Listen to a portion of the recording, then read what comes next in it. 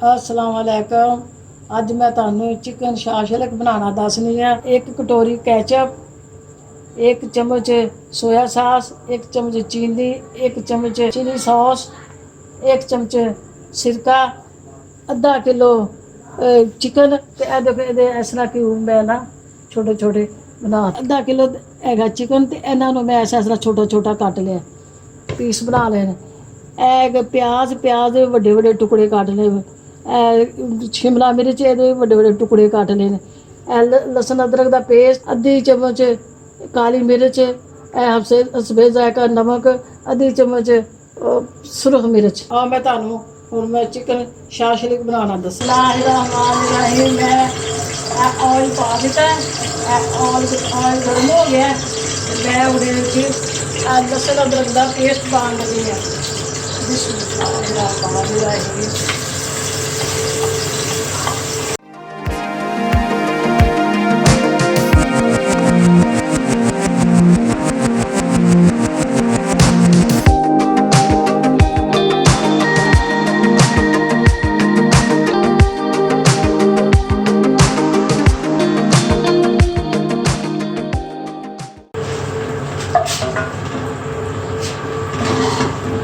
Brown नहीं करना बस है।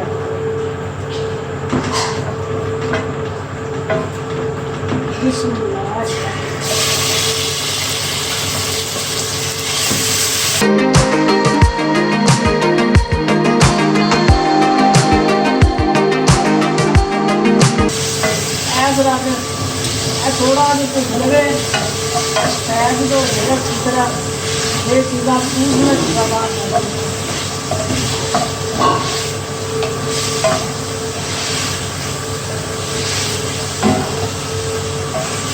मैं उबाल लगी बिस्मिल्लाह।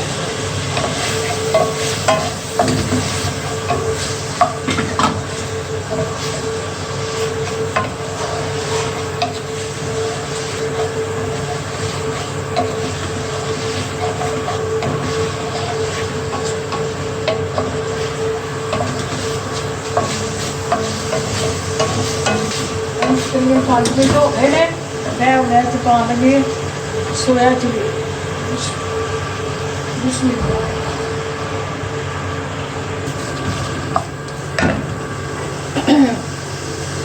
and soya sauce.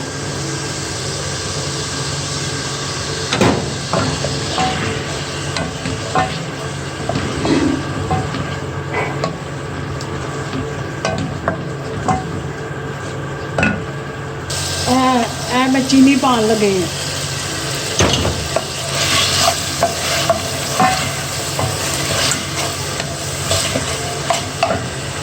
सिरका सिरका पान लगे हैं।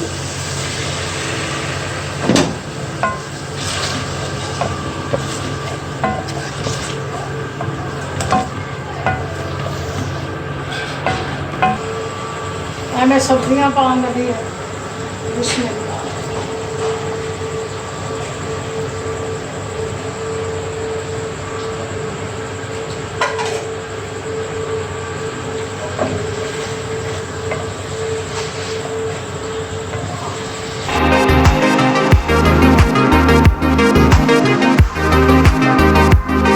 मैं कैचअप पान लगी है। देखो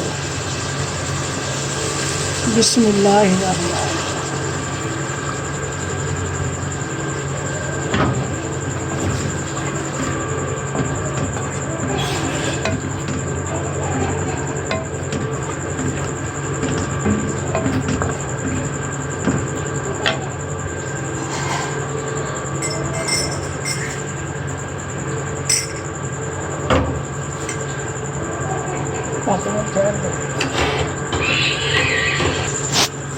मैं एक कप पानी पान लगी।